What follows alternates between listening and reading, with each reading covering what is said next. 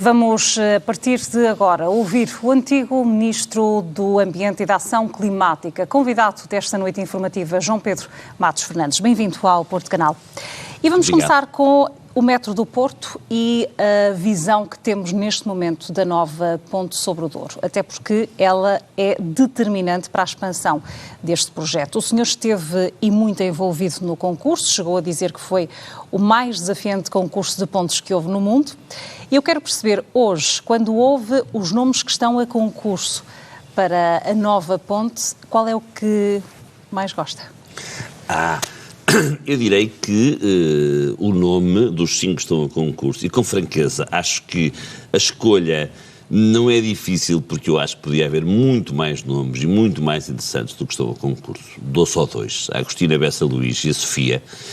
O meu nome é Ferreirinha. Aliás, o meu nome não é Ferreirinha. O meu nome é Dona Antónia, entre parênteses, a Ferreirinha. Acho que é o melhor nome dos 5 que estão a concurso. Com todo respeito pelo professor Joaquim Sarmento, um grande engenheiro, acho que não é uma pessoa com a notoriedade no Porto para que tenha o nome desta ponte. E por isso, dos 5, espero que ganhe a Dona Antónia, que é de facto uma mulher do Porto, do Douro, que desempenhou um papel essencial na história do vinho do Porto.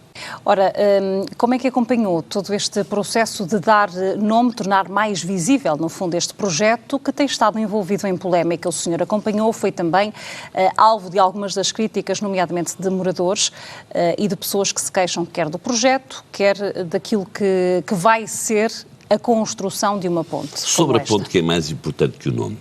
Os estudos que foram feitos, aliás, a pedido dos autarcas da área metropolitana do Porto, pelo Metro do Porto, concluíram uma evidência. A linha de metro que mais falta faz na área metropolitana é uma segunda linha para Gaia, mais ou menos paralela à existente e que sirva às defesas. E, a partir deste momento, o sítio para fazer a travessia do rio é 5 metros para o lado, 10 metros para o outro, é e portanto foi esse que foi escolhido. Estamos a falar em fazer uma ponte no meio do miolo urbano, menos denso do que é, por exemplo, a ponte que desagua nas Fontainhas e que substituiu o tabuleiro de cima da ponte Luís I. É aqui muito menos denso. E aquilo que se começou por fazer foi, de facto, um concurso de ideias que resultou, sim, na altura era mesmo o mais desafiante concurso para pontes que havia no mundo. Certamente outros já haverá, não tenho acompanhado com esse rigor. E foi feito um concurso de ideias, um júri qualificadíssimo que escolheu esta ponte. E confesso que aqueles que eu vi mais a protestar, para além dos moradores, certamente. Que ainda hoje se queixam, porque estão à espera de que haja, de facto, perdas, mesmo ao nível do valor das habitações naquela área. Aquilo que eu posso dizer, sem querer ser irónico, mas agora já não me fica mal ser irónico, é que alguns dos andares mais caros da cidade do Porto são os daquele prédio que está quase abaixo da Ponta Rábida, portanto não creio que seja por aí.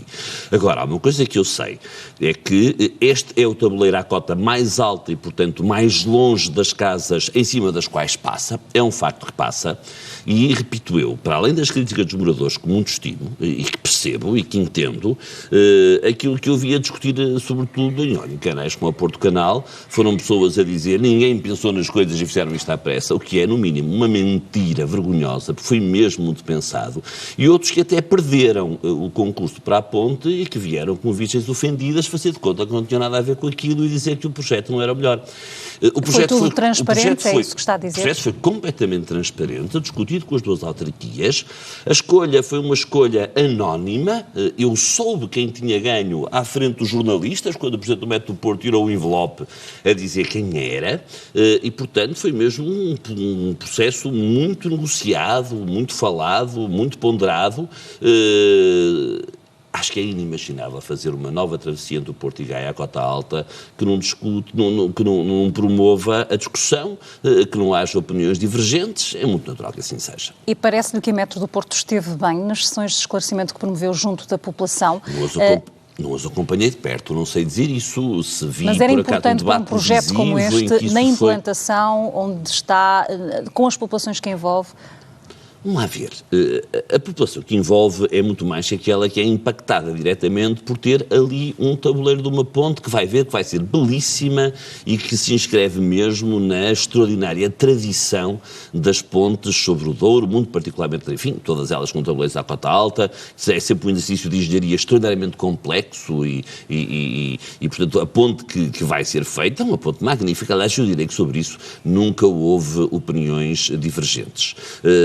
Houve opiniões, foi como uma senhora da Faculdade de Arquitetura a dizer que já começaram as expropriações. Bom, eu dificilmente entregaria um projeto a alguém que sabe tão pouco de projeto que, à escala de um concurso de ideias, pergunta se já começaram as expropriações. Portanto, houve um deslate também neste processo, mas é um processo que, quero acreditar, tem um estudo para correr bem.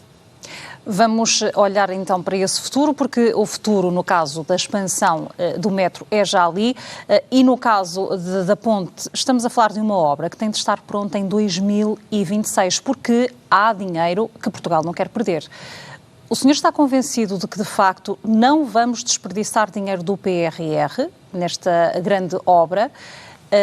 Este é manifestamente dos projetos que têm um calendário mais apertado. Por isso também o concurso está na praça e ouvi a notícia, não tenho acompanhado de perto, que a expectativa do dono de obra, como se diz em Portugal, não se diz em mais nenhuma língua do mundo, é de que ainda este ano a obra comece. E se me pergunta se 3 anos são suficientes para fazer esta ponte, sim, são. De todo, mesmo com derrapagens, e sabemos que os custos iniciais são bastante diferentes daqueles custos que sabemos agora que a obra vai ter. Sim, mas os custos já estão cobertos em sede do próprio concurso que foi lançado. Sim, foi necessário aumentar o preço base da ponte, porque a inflação não atingiu só os bens alimentares, como todos nos confrontamos todos os dias, atingiu também os materiais de construção e com grande expressão, e portanto foi preciso corrigir o valor inicial da ponte. O senhor, enquanto decisor político na altura também desta grande obra, o que é que tem a dizer às pessoas que estão a viver tantos constrangimentos na cidade, ainda que saibamos que há um tempo, e isto está associado a uma evolução, a uma transição energética e aos tais fundos que Portugal quer também aproveitar no âmbito dessas alterações? Eu recordo bem de um tempo que não foi muito distante, e se quiser foi até o tempo anterior a eu ter sido ministro, em que a queixa era: não se amplia o metro do Porto, não se fazem obras algumas, não se faz nada para que o metro do Porto aumente. E eu confesso que prefiro ouvir a crítica de que há obras a mais do que a crítica de que há obras a menos. Eu moro a 50 metros de uma frente de obra, nos Loios, no Porto, e convivo com ela, porque sei que, de facto, aquele espaço vai ser um espaço muito mais qualificado. Vou ter uma estação de metro à porta, que, imagino, é uma coisa que me deixa muito satisfeito, e as obras são sempre um incómodo. Uma obra destas demora 2-3 anos a ser feita, não há alternativa nem aqui em nenhuma parte do mundo. Aquilo que eu senti é que houve no início alguma dissonância entre aquilo que eram as exigências muito legítimas da Câmara Municipal do Porto para com o metro e que houve um entendimento e, portanto, neste momento há um constrangimento, sim, embora eu confesso que eu, relativamente ao engarrafamento, tenho sempre uma opinião. Há de reparar que as pessoas, quando estão engarrafadas, aquilo que dizem sempre é: não sei o que é que estes tipos estão a fazer aqui. E não sentem que a culpa do engarrafamento, em primeiro lugar, é delas que estão lá com o carro delas engarrafadas. Mas admite que são muitas obras ao mesmo tempo. Sim, são muitas obras ao mesmo tempo. Isso é sinal de progresso em prol da sustentabilidade, em prol da redução das emissões de CO2, em prol de criar uma infraestrutura e um serviço capaz para convencer as pessoas a não andarem de carro, porque, de facto, as pessoas só vão largar o carro quando estiverem engarrafadas na fila, como, por exemplo, o Metrobus a passar-lhes ao lado. No âmbito do projeto Metro do Porto e da expansão deste projeto, ou foi mais difícil negociar com a Câmara do Porto ou com a Câmara de Vila Nova de Gaia? Não, foi muito normal negociar com ambas as câmaras. Ambas as autarquias têm o desejo de ter uma melhor oferta de transporte coletivo. Uma área metropolitana que se divide dos dois lados de um rio tem necessariamente este constrangimento que é atravessar esse mesmo rio. Uma ponte, numa obra de engenharia destas, não é uma coisa que se faz sequer em cada década e, portanto, foi um processo normal, foi um processo absolutamente normal com as duas autarquias. Nada a dizer, ambas empenhadas em ter o melhor projeto possível. Vamos avançar nesta entrevista para falar de um outro projeto que o senhor também acompanhou e criticou na altura, nomeadamente pelos efeitos sociais que teve, que é o encerramento da refinaria de Matosinhos. Como sabemos, estamos a aguardar para perceber como é que se vai proceder à descontaminação daqueles terrenos, mas há também algo importante e que resulta do fim, digamos assim, daquela atividade, que são as verbas do Fundo para uma Transição Justa. Estamos ou não a correr o risco de perder aquele dinheiro porque ainda não sabemos o que é que vai acontecer? Não, de forma alguma, até porque o dinheiro do Fundo para a Transição Justa não tem o calendário do PRR, tem o calendário do Quadro Comunitário de Apoio, portanto não há aqui risco algum. Vamos lá ver. Eu não deixo de dizer que encerrar, não é uma refinaria, encerrar uma unidade onde trabalham centenas de pessoas nas vésperas de Natal, ou melhor, comunicar o encerramento das vésperas de Natal, é, em minha opinião, uma atitude desastrosa. Mas, se quiser, foi a única crítica que eu fiz à Galp, porque não deixo de me sentir satisfeito por ser Ministro do Ambiente num tempo em que Portugal acabou com a produção de eletricidade a partir do carvão e as duas centrais fecharam. Tenho muito orgulho em que isso tenha acontecido. Somos o segundo país da Europa sem nuclear que acabou com a produção da eletricidade a partir do carvão e eu nunca ouvi ninguém a dizer bem da refinaria de Lessa. Nunca tinha ouvido ninguém a dizer bem da refinaria de Lessa, naturalmente com exceção de quem lá trabalha. Eu cheguei a ouvir, para pasmo meu, no Parlamento, partidos que se dizem preocupados com o ambiente a dizer que a refinaria de Lessa não tinha emissões. Está gravado, a irem ver, isto foi dito. E, portanto, o encerramento da refinaria de Lessa significa que, de facto, o país está em vias de vir a consumir, e já hoje a consumir, menos produtos refinados, e isso é muito virtuoso do ponto de vista do compromisso que Portugal tem com a transição energética, com a neutralidade carbónica e com a criação de emprego e de riqueza de forma diferente, porque objetivamente as energias renováveis são muito mais criadoras de emprego do que destruidoras de emprego. Mas já foi anunciado para ali uma cidade da inovação sem que se saiba qual o prazo para que, de facto, seja possível avançar com esse projeto, porque é preciso descontaminar aqueles terrenos. Não estamos a ser precipitados do ponto de vista político? Vamos lá ver, essa já é uma outra dimensão que não tem a ver com o encerramento. Mas as decisões também são políticas aqui. Sim, mas não tem a ver com o encerramento. Vamos lá ver. A refinaria encerrou porque deixou de ser negócio. Deixando de ser negócio, encerrou. E achei espantoso que algumas pessoas viessem dizer que estamos a comprometer a autonomia energética do país. É espantoso. Como é que alguém diz uma coisa destas? Isto só faria sentido se Portugal fosse produtor de petróleo. E Portugal não produz petróleo. Portanto, nós não temos independência nenhuma enquanto dependemos do petróleo. Nós teremos independência energética do país quando 100% da eletricidade for produzida a partir do que temos, e que se chama água, se chama vento e se chama sol, e quando os gases que utilizarmos forem todos renováveis. Aí é que teremos independência energética. Eu não conheço, nem acompanhei, nem é do meu tempo, o processo das necessidades de descontaminação e da descontaminação dos solos. Mas tem esse conhecimento. Parece-me óbvio que numa refinaria que foi refinaria durante dezenas de anos, que aqueles solos estarão contaminados com hidrocarburetos. Perdão, e terão que ser utilizadas as melhores técnicas disponíveis para remover e para descontaminar esses mesmos solos, antes de, certamente, a Agência Portuguesa do Ambiente pedir autorização para que alguma coisa ali se faça. Agora, estamos a falar de um quinhão extraordinário, com uma localização extraordinária e com um fim que o PDM de Matosinhos diz ser industrial. Obviamente não para uma indústria do passado, com chaminés, mas para uma indústria do futuro e o mais inovadora possível. E é essencial que esses terrenos sejam exatamente aproveitados para projetos industriais de uma nova geração. Mas acredita que estamos a breve trecho disso acontecer?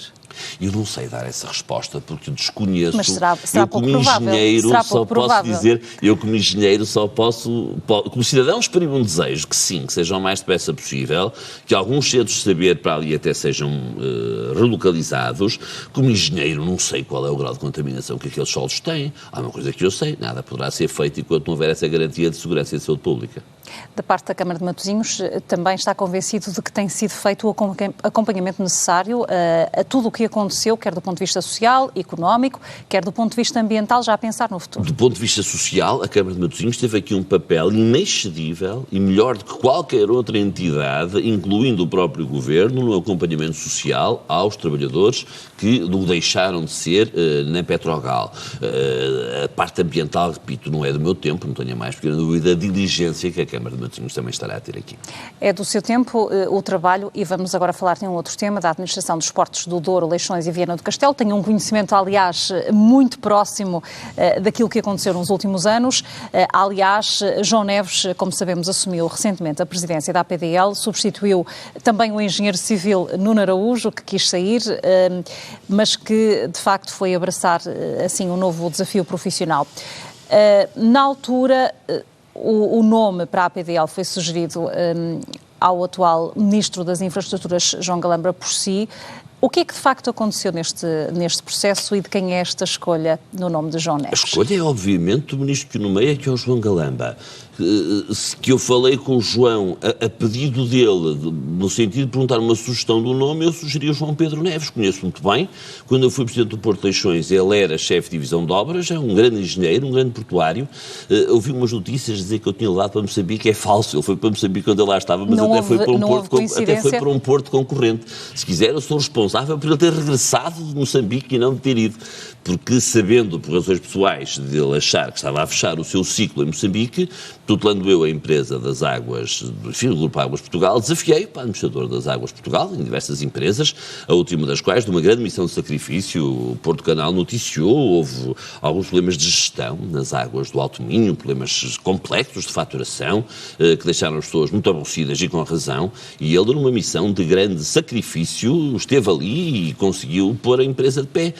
A escolha não é de todo em todo minha. Acho que é uma grande escolha. E sim, quando me perguntou sugestões, eu faço-as. É normal. Mas houve ecos negativos no PS Porto, sabe disso? Sei que sim, mas isso com toda a franqueza. Quando me perguntou se eu quero Sagres ou Superboc, eu não costumo perguntar o que é que o PS pensa, dou a minha opinião. E sempre teve liberdade para isso? Desculpa? Sempre teve liberdade para isso? Sempre tive e sempre terei, mal fora que assim não fosse.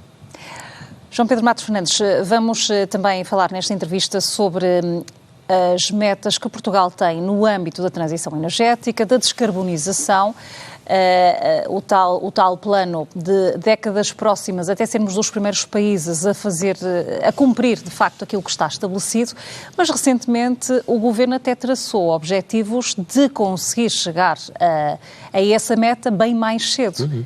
Isso é realizável? É muito realista. Vamos lá ver. Nós não seremos o primeiro país a ser neutro em carbono no mundo. Nós fomos o primeiro país a dizer vamos ser neutros em emissões carbónicas do mundo. Imagino que a Islândia o consiga fazer num ano, não é? Nós temos muito mais dificuldade do que isso. E esta meta de 2050, que foi criticadíssima pela direita, que acharam que era impossível, que era impensável, é hoje muito realista. E por isso o Primeiro-Ministro pôde dizer que, na última COP, em Sharm el-Sheikh, no Egito, que talvez consigamos antecipar a meta de neutralidade de 2050 para 2045. E eu acho mesmo que isso é possível. Mas é possível também por causa do PRR? Até porque numa das metas intermédias que tínhamos, que era 80% de eletricidade renovável em 2030, é hoje consabido que esses 80% vão ser atingidos em 2025, 2026. Portugal tem aqui um track record muito positivo. Dou-lhe dois números.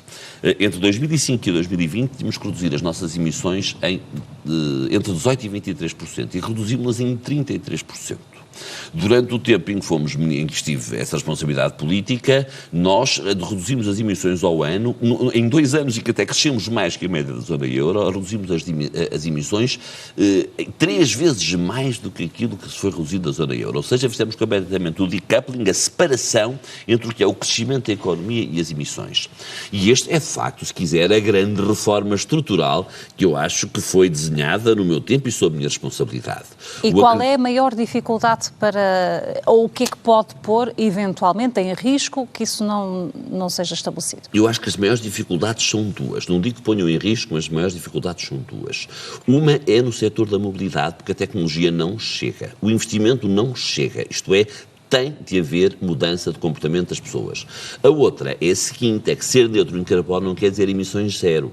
Ser neutro em carbono quer dizer que as emissões que fazemos são compensadas pela capacidade de sumidouro de CO2 que o país tem, que em Portugal é todo ele de origem florestal.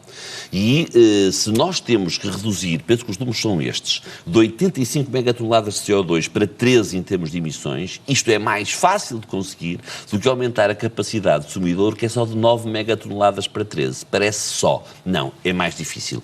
E por isso a gestão do território, o combate aos fogos florestais, o ser capaz de olhar a árvore mesmo pela copa e não pelo tronco, numa perspectiva do sumidouro de carbono que ela pode ser, é essencial e é muito mais complexo de conseguir do que os setores onde se consegue introduzir tecnologia, de que dou um exemplo, que é o setor eletroprodutor. Não estou a dizer que é fácil, mas é muito mais fácil neste setor. Em que medida é que, por exemplo, projetos como a exploração do lítio, que o senhor também bem conhece e que conduziu quando esteve no governo, podem ajudar na realização dessas metas, ainda que haja muita gente que tem dúvidas disso? Relativamente às metas, é neutro, porque Portugal terá sempre, assim acredito, a disponibilidade de lítio de que necessita.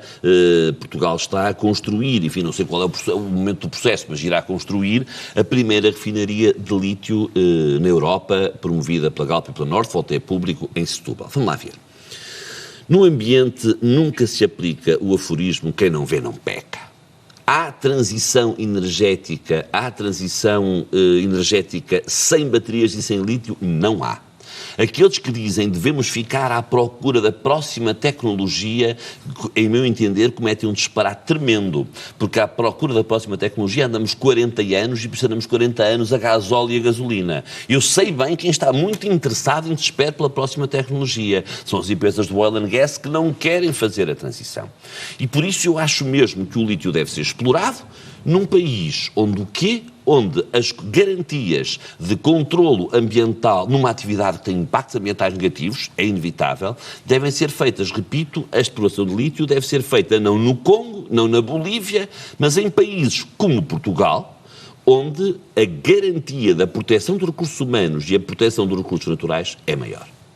E faz ou não a confusão que neste momento esteja a decorrer uma investigação do Ministério Público sobre negócios na área do hidrogénio e também do lítio, que foram duas pastas importantes, lideradas também por João Galamba, que esteve e que foi seu secretário de Estado.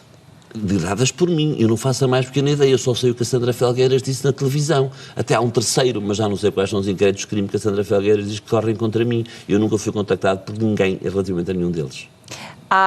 Na altura também chegou a ir ao Parlamento explicar parte destes processos. Crê que politicamente estão clarificados? E agora o que é da Justiça e da Justiça? Confesso que não me recordo particularmente ter ido ao Parlamento explicar algum destes processos em especial. A questão da luz aos recursos em Montalegre. Eu falei deles, sim, e portanto acho que sim, que do ponto de vista político estão mais do que explicados. Eu pelo menos não sinto ter nenhuma explicação a ninguém. Quanto tempo é que acha que vamos demorar para de facto ver estes projetos de lítio em marcha, nomeadamente aquelas populações que têm tantas dúvidas daquilo que irá acontecer à porta de casa? Vamos lá ver, há aqui dois ritmos diferentes. O ritmo daquilo que são as licenças seminalmente atribuídas ainda no tempo do governo de Passos Coelho, isto não é crítica nenhuma, é um facto, como sejam Montalegre e Boticas. Eu não sei qual é a fase de avaliação de impacto ambiental, houve notícias já e, portanto, vários avanços eu aí não tenho mesmo estados de alma. Eu sempre distingui muito bem o governo do Estado. A decisão de atribuir uma declaração de impacto ambiental positiva ou não é uma decisão da administração. Com toda a liberdade dirá que sim ou dirá que não. Eu, de facto, tive uma vontade muito grande de avançar com um concurso para a prospecção noutras zonas. Percebo mesmo bem, quem tem hoje responsabilidades políticas depois de mim, eu acho que acha assim, que enquanto não houver decisão sobre Boticas e sobre Montalegre, não faz sentido lançar o concurso para a prospecção em Portugal. Está a falar de Duarte Cordeiro? Sim, naturalmente, que é quem tem essa responsabilidade, não sei com que estado já daquela partilha, estou a falar do Duarte Cordeiro, acho muito normal que ele tenha feito este compasso de espera, que é perceber como é que aqueles dois projetos em concretos vão ter uma decisão e depois, a partir daí, ponderar avançar ou não avançar com o concurso. E qual é a avaliação que faz do trabalho do seu sucessor, Duarte Cordeiro? Eu não queria mesmo responder, mas feita a pergunta sou obrigado a responder. Faço-a melhor. Sinto que, de facto, muitas das coisas que nós estávamos a fazer bem feitas continuam a ser bem feitas. Já falamos de várias delas, nomeadamente os projetos da mobilidade, e outras que eu não tinha feito estão agora a começar a ser feitas, o que é muito normal.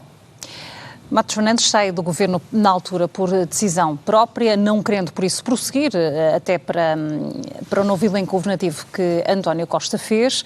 Sente-se, de certa maneira, aliviado quando vê a pressão política e os casos e casinhos que têm surgido nos últimos meses neste executivo liderado por António Costa? Como pergunta na primeira pessoa do singular, não me sinto aliviado. Vamos lá ver. A minha entrada, quando fui convidado para ministro, estava à espera de tudo menos isso. Fui-o com um gosto enorme. Nunca me ouvirá dar aquela entrevista a dizer o mal que eu passei, o dinheiro que eu perdi. Não. Foram 6 anos, 4 meses e 4 dias, desde que o Afonso Henriques se aborreceu com a mãe dele, que nunca ninguém foi tanto tempo ministro do Ambiente em Portugal, e portanto filo com um gosto muito grande e sei falar daquilo que a minha equipa e eu fomos capazes de fazer. Não sinto alívio nenhum, sinto até preocupação, porque acho que estão a ser exagerados algumas das coisas que obviamente correm menos bem e até dá alguns dislates num país onde a taxa de desemprego é mesmo baixa, onde o crescimento da economia é mesmo mais expressivo que nos outros países com quem nos comparamos e onde, obviamente, também, por causa, em consequência da inflação, há pessoas a passar mal e que é preciso saber ajudar e apoiar. Tem falado com o João Galamba sobre aquilo que está a acontecer? Eu falo muitas vezes com o João, mas nós não somos amigos da política, somos amigos, ponto. Mas na política também o conhece enquanto Secretário de Estado da Energia, agora assumiu funções de Ministro das Infraestruturas e está debaixo de fogo. Entre aquilo que se ouve, verdades, mentiras e dúvidas, o João Pedro Matos Fernandes situa-se ou consegue perceber o que é que ainda há para saber? Eu tenho, da minha experiência mais concreta de trabalhar com o João Galamba, a seguinte experiência. Ele foi o melhor Secretário de Estado da Energia que este país teve. De longe. Com uma capacidade enorme de fazer, de ouvir e de escutar. O João tem um jeito muito próprio em que, pela sua generosidade, prescinde da gravitas que normalmente um ministro costuma ter. Isso significa o quê? Mais trabalho. Significa que ele, para além do trabalho extraordinário que faz no sentido de concretizar as coisas, tem que ter aqui um esforço extra, que é o de mostrar que está a fazer bem as coisas. Este é um momento estranho, este é um momento em que, de facto, aconteceu o que não é suposto acontecer. Alguém bater em 3 ou 4 colegas de trabalho, as pessoas terem que se refugiar, alguém lavar um computador quando não devia, e são coisas de facto bizarras, mas que têm consequências sempre, num tempo tão mediático como o nosso, para além do próprio que prevarica, que para mim é claro, ser o então adjunto do João. E portanto é um período complexo que, como é que ele se ultrapassa? Com realizações concretas, e eu acho que o João Galamba tem mesmo capacidade para o poder fazer.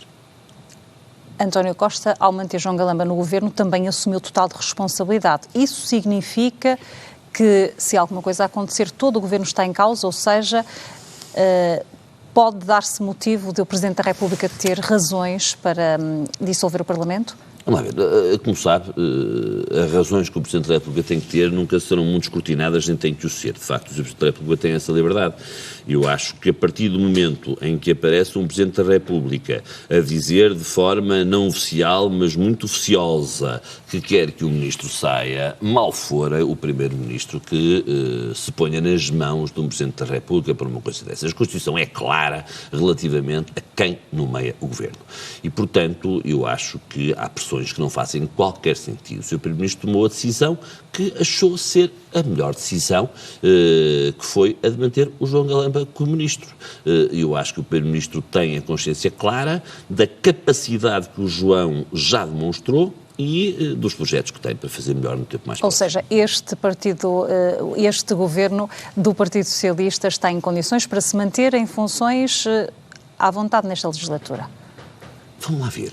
Este governo, há pouco mais de um ano, teve uma maioria absoluta. Quando todos os comentadores, todas as noites, nos explicavam porque é que o Dr. Rui Rio ia ganhar as eleições, não é?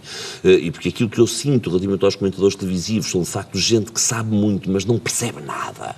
E como não percebe nada, espalha-se constantemente e que ainda não desculpou a ele próprio a estúpida realidade que contrariou as suas vontades e as suas previsões mediúnicas.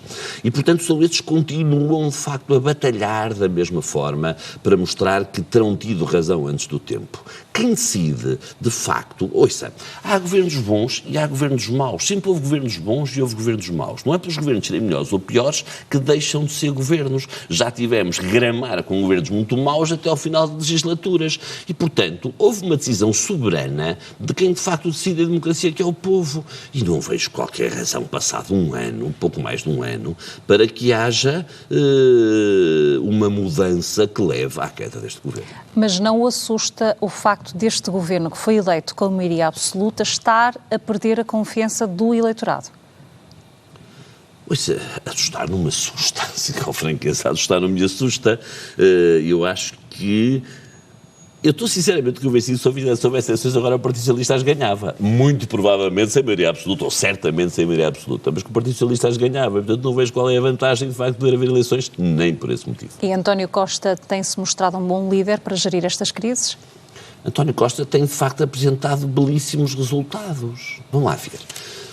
Eu recordo sobretudo o tempo em que eu fui ministro. O segundo governo em que eu participei, portanto, que acabou com a inaceitável queda do governo, com os partidos da esquerda a terem chumbado o orçamento mais à esquerda dos 6 ou 7, já não me recordo, que o governo apresentou, e de facto os últimos 2 anos foram uns anos de Covid e uns anos extraordinariamente complexos. Eu recordo-me bem, sobretudo, das primeiras decisões que tomámos para combater a pandemia, e com franqueza foram feitas com um grau de conhecimento muito frágil. Muito frágil. Era o tempo em que a DGS vinha dizer não usem máscaras e passado 15 dias dizia que as máscaras eram obrigatórias.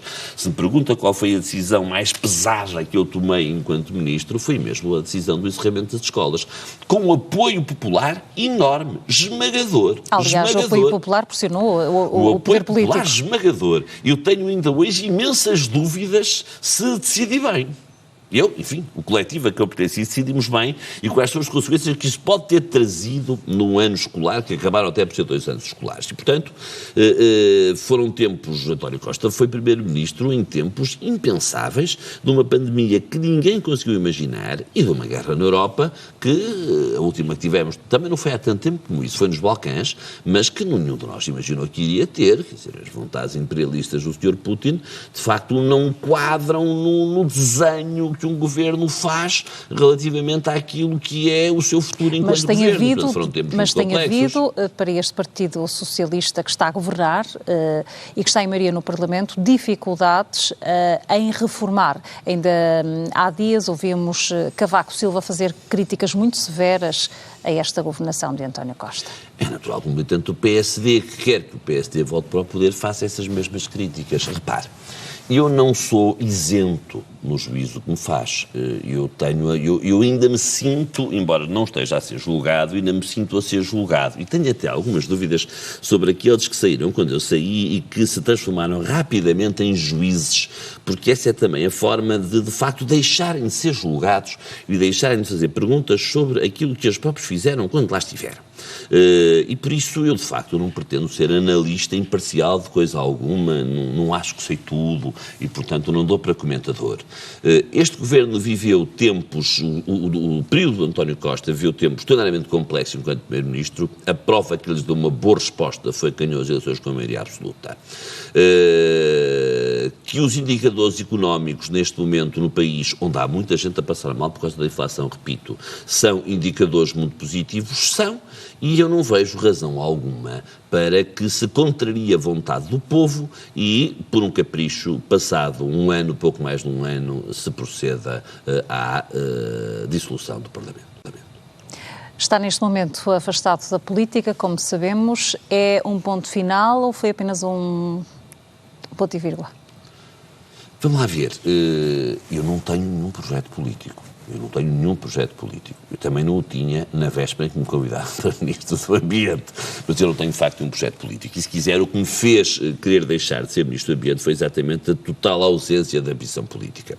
Depois de 3 anos, 4 meses e 4 dias, era para mim inimaginável continuar na política sem ter um projeto. E eu, de facto, não tenho. Tenho muitos projetos pessoais, profissionais, mas não tenho nenhum projeto político. E se surgisse um projeto de candidatura à Câmara do Porto, com apoio, por exemplo, do Partido Socialista, era algo que lhe agradaria? É não penso em situação alguma. Não é coisa em que penso e que nunca pensei. Eu lembro uma vez, numa entrevista, bem ao Expresso, com colegas seus muito gentis, que fizeram 5 vezes a mesma pergunta. E eu, à quinta, lá disse, bom, enfim, e tal. E foi logo o título, Matos Fernandes admite. Não admito coisa alguma. É mesmo, não me passa pela cabeça ser Presidente da Câmara do Porto. A minha terra é o Porto, não tenho a mais pequena dúvida. Às vezes perguntam se eu sou do Norte. Eu digo que não, sou do Porto, é mesmo do Porto que sou. O Porto é que é para mim casa.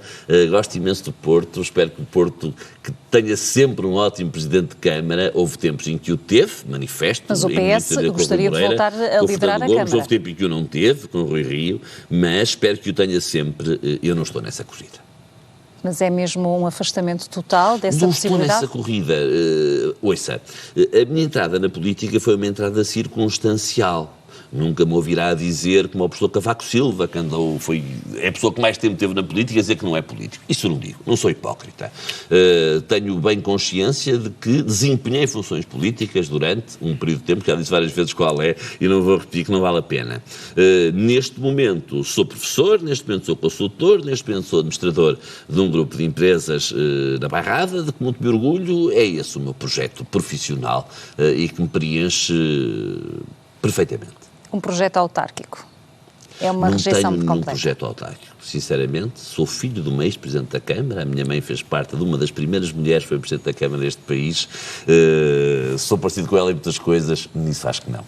Mas parece-lhe que haverá condições para algum dia regressar à política? Pois eu não consigo dizer isso. É assim, eu não tenho nenhum projeto.